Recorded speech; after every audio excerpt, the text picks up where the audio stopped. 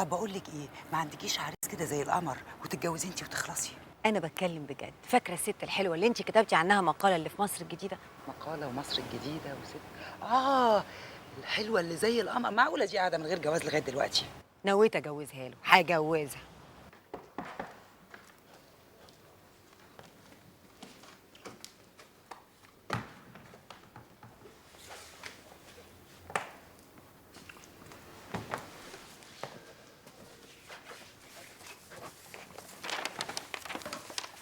مش هترضى عني بقى؟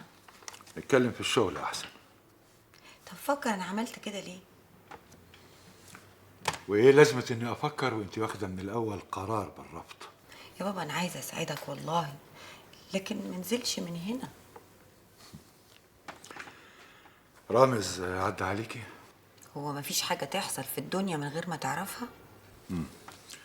عمل دراسه جدوى ولا لسه؟ لا لسه. امال جالك ليه؟ رامز ما عندوش خطه معينه، هو محتاج لفلوس عشان يتحرك بحريه. يهلب يعني. لا يا بابا انا عندي حل وسط. الشغل ما فيهوش الكلام ده. لو مش مدروس ومبني على اساس علمي لازم يخسر، حتى لو في البدايه كسب. ما هو ده دورنا احنا يا بابا. مش فاهم. انا كنت بفكر في نفس المشروع بتاع رامز، بس الحقيقه بشكل مختلف. احنا كده بنضيع وقتنا. المقاولات وقطاع الانشاءات بشكل عام عمره ما كان تخصصنا ولا اشتغلنا فيه قبل كده. يا بابا البنية الأساسية بتاعت البلد كلها محتاجة لإعادة إنشاء. صدقني إن الموضوع ده هيبقى فيه طفرة كبيرة جدا في السنين اللي جاية. بص يا بابا أنا بفكر إن احنا نعمل شركة مساهمة تضمنا كلنا، ورامز يبقى مديرها تحت إشرافك. يعني بدل ما تقنعه إنه يديلك فلوس أقنعته هي إنه ياخد منك الشركة. أنا كنت متأكد إنك كالعادة مش هتفهمي أي حاجة. أفهم إيه يا رامز؟ أفهم إنك تنازلت عن الشركة بمنتهى السهولة ورجع لي إيد ورا وإيد قدام وتقولي مش هفهم، أمال مين اللي هيفهم؟ يعني مش الشركة اللي أنت بتتكلمي عنها دي ما تساويش مليم أحمر وأنت عارفة كده كويس. أمال إيه اللي يساوي يا رامز؟ إنك تشتغل موظف عندهم؟ يا رب. عارفة سنة أنا نفسي في إيه؟ بجد نفسي أطلعك، بس خايف أطلعك تركزي معايا وتوشيني عين تجيبي أجلي. يا هانم افهمي، أنا مش هشتغل موظف عند حد، أنا هدير شركة كبيرة وهبقى صاحب أكبر رأس مال فيها وبالتالي صاحب حق إدارتها. تحت إشراف عبد المجيد بيه.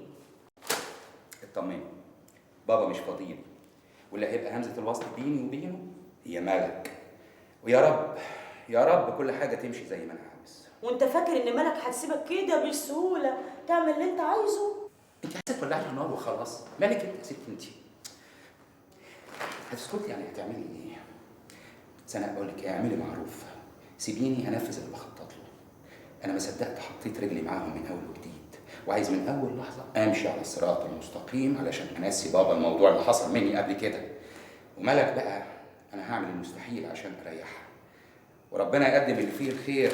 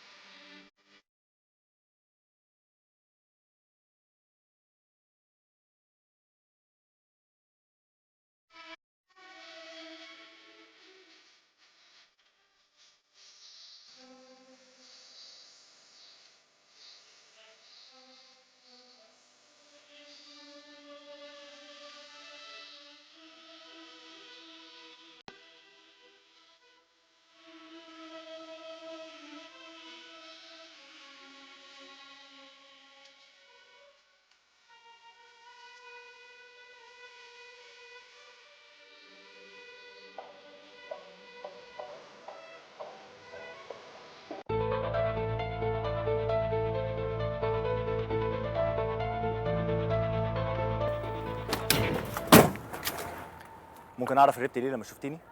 لا انا ما هربتش، هخاف من ايه عشان اهرب يعني؟ يبقى انا كان بيتهيألي بقى. طبعا كان متهيألي. ماشي، بس لو كنت محرجه من الكلام اللي انت قلتيه المره اللي فاتت احب اطمنك. مفيش داعي للاحراج ده. بصراحه انا غلطت يعني، وانت كمان ما قلتليش. وده كان هيغير رايك؟ الحقيقه لا، بس برضو انت كان لازم تقولي عشان ما غلطش الغلط ده. الكلام ده لو انت كنت تعرفيني. ايوه، ليه سبتني اخرف ده كله؟ سبتك تخرفي عشان كنت عايز اعرف رايك بصراحه. ليه؟ اقول لك وما تتخضيش. لا مش هتخرف. لانك عجبتيني. لا ده انت جريء قوي. مش اجرأ منك خالص. بقول لك ايه، هو احنا هنفضل نتكلم في الشارع كده كتير؟ امال عايز ايه؟ نخرج. نخرج كده خبط لازق نخرج؟ او فيها ايه يعني؟ لا انت قاصر ولا تكونيش خايفه مني؟ تاني خايفه منك؟ انا ما بخافش من حد، انا قلت لك كده. خلاص، ما فيهاش حاجه لو خدنا فنجان قهوه مع بعض. بمناسبه ايه؟ بمناسبه ان انا معجب بيكي، بمناسبه ان انت غلطت فيا ولازم تعتذري لي، ومش هيكفيني اقل من ساعه. لا انت مزودها بجد. لا ما تخافيش، مش هقعد بقى اسبلك واقول لك انا بحبك والجو ده مش هيحصل. ده انت جريء بجد. تعرفي ان انا اول مره اشوف ست في جمالك وبتفكر بشكل مختلف؟ الكلام ده بقى عرفته من كلمتين انا قلتهم في الندوه؟ لا طبعا، انما يعني ست بنت عيله زيك وجميله وتقعد للسن ده من غير جواز، يبقى ما فيش غير احتمال من اتنين. ايه هم؟ ما هو يا اما بقى مريضه نفسيا، وبعدين بقى؟ يا اما برضه مريضه نفسيا. طب خلاص، يا اما بتفكر بشكل مختلف. وانت مالي؟ مريض نفسيا زي كده؟ ومين قالك ان انا ما اتجوزتش؟ اتجوزت؟ وطلقت والحمد لله ما فيش ولاد. طب ما اتجوزتش تاني ليه؟ يعني الجواز لمجرد الجواز هيبقى شيء سخيف قوي، وخصوصا لو كان ده كمان رأي الطرف التاني. طب انا عندي سؤال بايخ.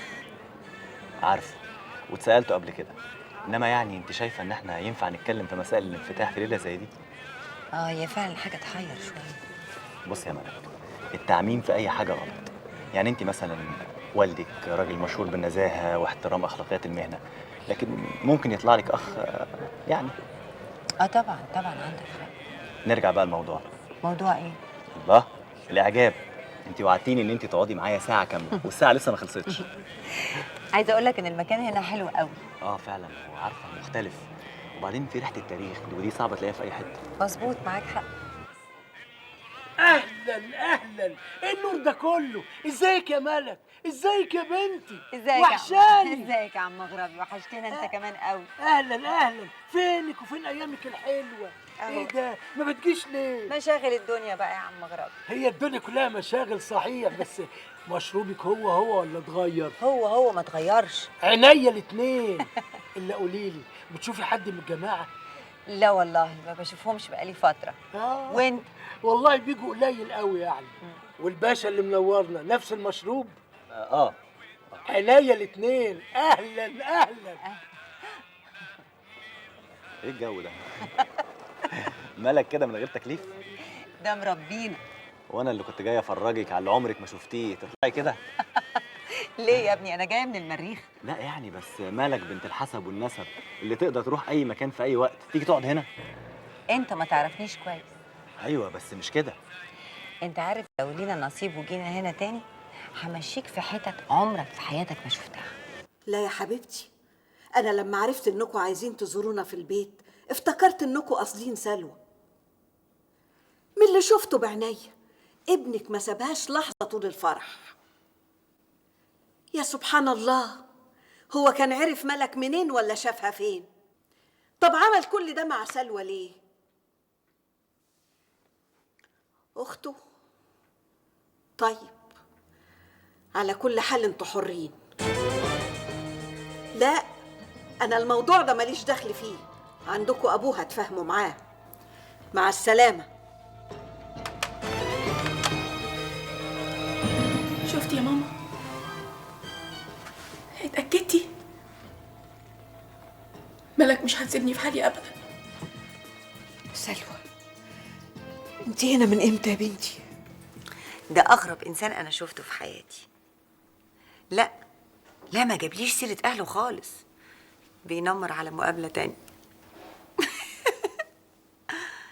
لا جريء، لا دخل فيا شمال، بس ما انكرش يعني صراحة عجبني.